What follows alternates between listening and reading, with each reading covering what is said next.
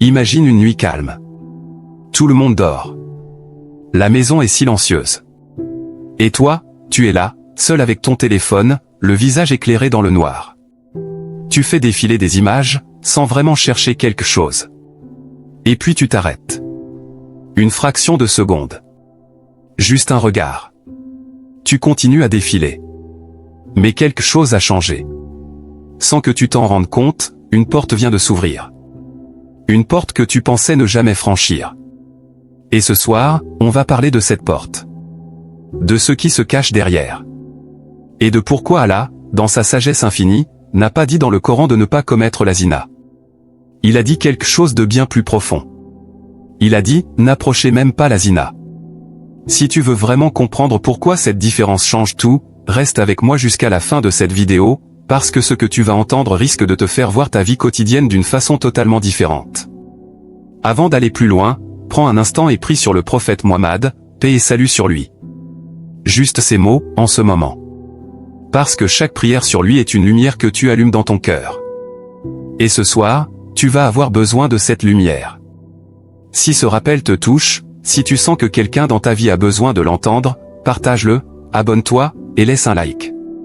Ce sont des petits gestes pour toi, mais ils permettent à cette parole d'atteindre des cœurs qui en ont peut-être désespérément besoin ce soir. La plupart des gens pensent que la zina, c'est uniquement l'acte physique final. Le grand péché. Le franchissement ultime. Et parce qu'ils ne l'ont pas commis, ils se croient en sécurité. Ils dorment tranquilles. Ils prient. Ils jeûnent. Mais pendant ce temps, quelque chose se passe en eux, lentement, graduellement, invisiblement. Le prophète, paix et salut sur lui, a averti que les yeux commettent la zina, que les oreilles commettent la zina, que la langue commet la zina, que les mains commettent la zina, et que le cœur commet la zina. Et l'acte physique ne fait que confirmer ce que l'âme a déjà vécu en entier. Ce n'est pas une métaphore. Ce n'est pas une exagération. C'est la description précise d'un chemin. Un chemin qui commence toujours par la même chose, un simple regard. Tout commence là. Un soir ordinaire. Une image qui apparaît sur un écran. Une personne attirante. Et au lieu de continuer, tu t'arrêtes. 1 seconde. 2 secondes. Le premier regard involontaire, la tradition prophétique nous enseigne qu'il est pardonné. Mais le second, lui, appartient à toi. C'est là que la décision se prend. Et à cet instant précis, dans ton cerveau, quelque chose se déclenche. Une substance chimique est libérée. La dopamine. L'hormone du plaisir. Et ton cerveau, qui cherche toujours à retrouver ce qui lui fait du bien, vient d'enregistrer une information, regardez cette image, ça fait du bien. Une voie neuronale vient d'être tracée. Invisible, mais bien réelle. Et la prochaine fois sera plus facile. Le diable n'a besoin que d'une seule ouverture. Une seule. Et cette ouverture, c'est ce second regard que tu pensais anodin. Mais on ne s'arrête jamais là. C'est ça le piège. Le lendemain, le cerveau redemande sa dose. Alors tu fais défiler encore. Tu commences à suivre des comptes. Des mannequins, des influenceurs. Tu te dis que c'est pour de la motivation, pour la mode, pour le sport. Tu te justifies. Et c'est normal, parce que le cerveau est expert dans l'art de se mentir à lui-même.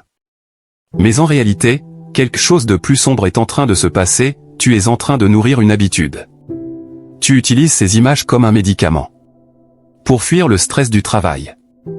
Pour oublier la fatigue. Pour remplir l'ennui d'une soirée vide. Les yeux commettent la zina tous les jours. Et toi, tu n'as pas encore réalisé que tu as commencé à descendre une pente. Et puis vient le moment où le regard ne suffit plus. Ton cerveau, habitué à la dopamine, cherche quelque chose de plus intense. Alors il crée. Il invente. Il imagine. Tu commences à fantasmer. À construire des films dans ta tête. Des conversations, des scènes, des relations entières avec des personnes que tu n'as jamais rencontrées, ou que tu croises dans ta vie réelle. Et là, quelque chose de scientifiquement troublant se produit, ton corps libère de l'ocytocine. L'hormone de l'attachement. La même molécule qui se libère quand une mère tient son nouveau-né dans les bras. Ton cerveau ne fait pas la différence entre le réel et l'imaginaire. Il tombe amoureux d'une illusion. D'une image construite de toutes pièces. C'est exactement ce que le prophète, paix et salut sur lui, a désigné par la zina du cœur, désirer, fantasmer, laisser son imaginaire aller là où il ne devrait pas aller. Le cœur a commencé à se salir. Et tu n'as encore rien fait de visible, mais l'être humain ne peut pas s'arrêter au fantasme indéfiniment. Il y a un besoin de contact, même virtuel. Alors un jour, tu franchis une étape. Tu envoies un message. Juste pour discuter, tu te dis. Juste pour répondre à une story. C'est innocent. C'est juste une conversation. Mais cette conversation s'étire jusqu'à minuit. Et puis jusqu'à 2 heures du matin. Des blagues privées apparaissent. Une intimité se crée. Une complicité que personne d'autre ne partage. Et tu commences à attendre ces messages avec une impatience que tu n'arrives même plus à cacher. Tu es seul dans ta chambre, mais tu es en isolement interdit avec quelqu'un du sexe opposé. Dans sa forme digitale moderne. Et la langue a pris le relais des yeux. Les mots créent des liens. Des liens invisibles mais solides comme des chaînes. Et pendant ce temps, le diable est satisfait. Parce qu'il sait que la prochaine étape est inévitable. Elle arrive toujours. La relation illicite. Souvent déguisée sous l'excuse la plus répandue de notre époque, on apprend à se connaître pour le mariage. Comme si Allah avait besoin que tu désobéisses pour trouver ton conjoint. Tu mènes désormais une double vie. Le bon musulman devant ta famille. Et quelqu'un d'entièrement différent dès que tu es seul avec ton téléphone. Tu commences à mentir. Des petits mensonges d'abord. Puis des grands.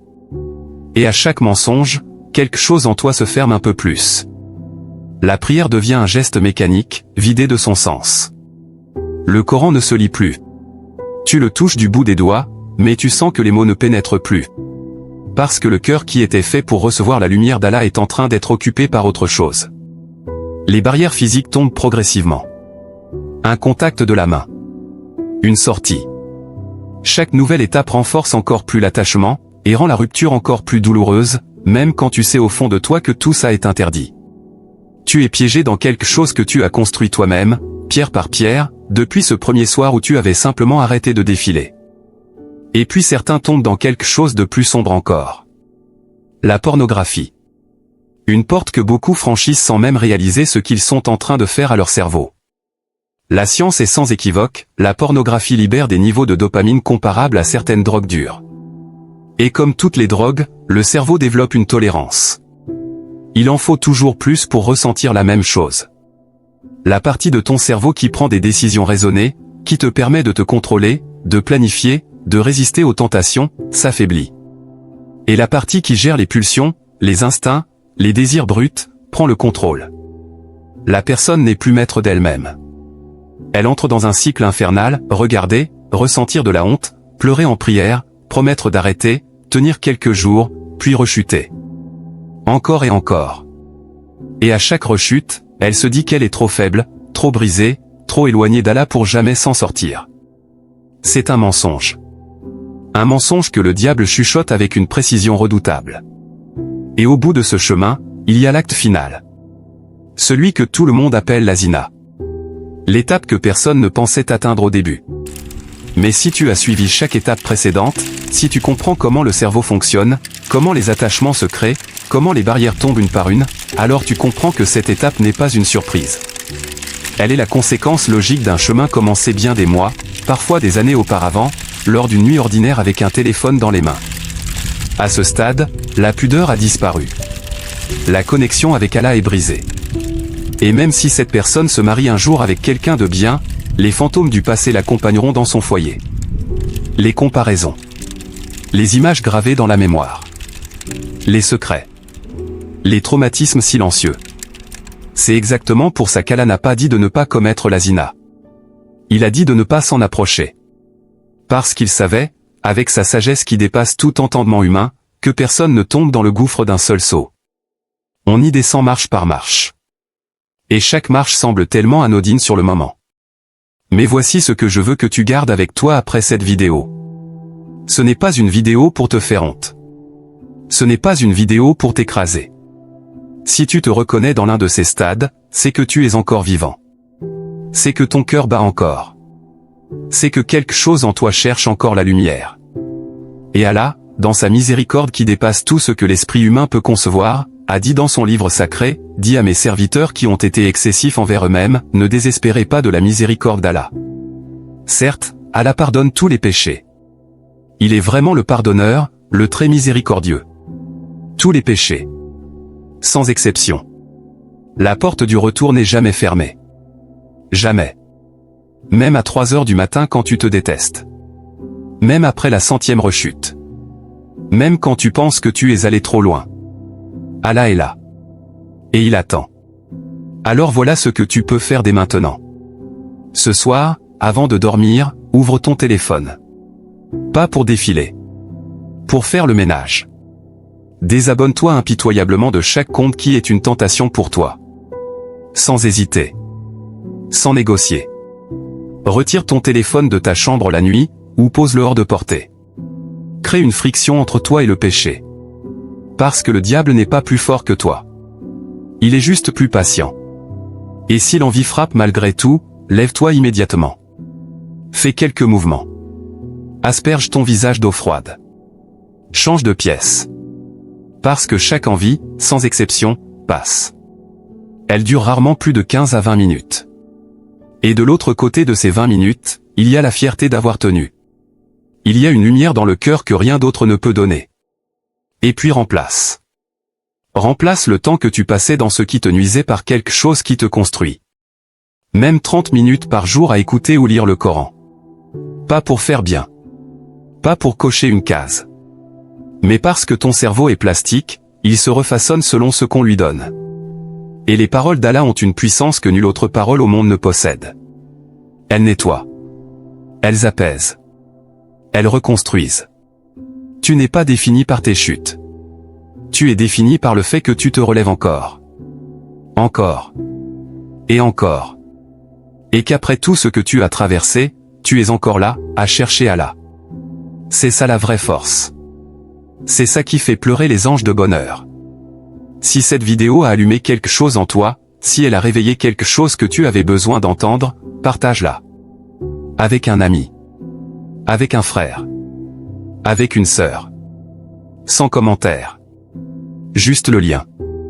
Peut-être que ce sera la vidéo qui changera une vie ce soir. Abonne-toi si ce n'est pas encore fait, laisse un like pour soutenir ce travail, et écris dans les commentaires un mot, une prière, une pensée. Parce que cette communauté est un espace de sincérité, de bienveillance et de rappel mutuel. Et qu'Allah nous rassemble tous, dans sa miséricorde, parmi ceux qui reviennent à lui, encore et encore, jusqu'au dernier souffle.